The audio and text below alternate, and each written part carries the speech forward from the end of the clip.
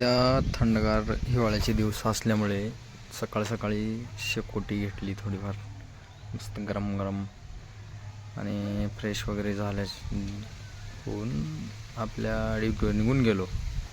मग मुक्या जनावरांचा पण आशीर्वाद घ्यायला पाहिजे ना राव. निघालो तर रस्त्यामध्ये ट्रक ऊस भरायचं काम चालू होतं.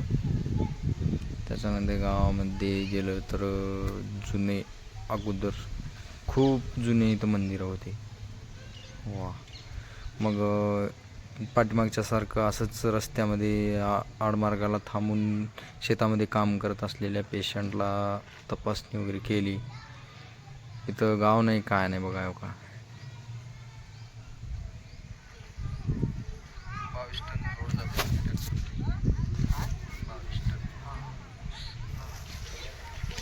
22 टन लोड जाते म्हणे ह्या ट्रॅक्टरमध्ये.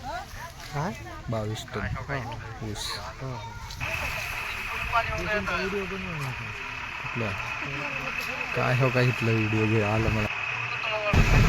फुल पाणी होतं या तळ्यामध्ये. 3-4 दिवस लगत रिपेअरला ठेवल्याच्या नंतर आता कुठं वाढून गेलं. सगळे AC वगैरे गाडीमधल्या लाईटी वगैरे चालू करून बघितलं. जनरेटरला चालू वगैरे केलं. त्याच्यानंतर हा ACचा फॅन पण फिरत होता व्यवस्थितपणे.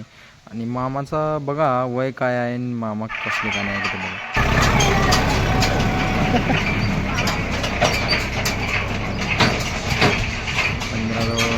गाडी वगैरे मशीन होती आणि तेच बघा महादेवाचं मंदिर आहे वगैरे व्यवस्थित तपासून झालं. त्यानंतर मी आणि सर पाणीपुरी खाण्यासाठी गेलो. पाणीपुरी वगैरे खाल्लं.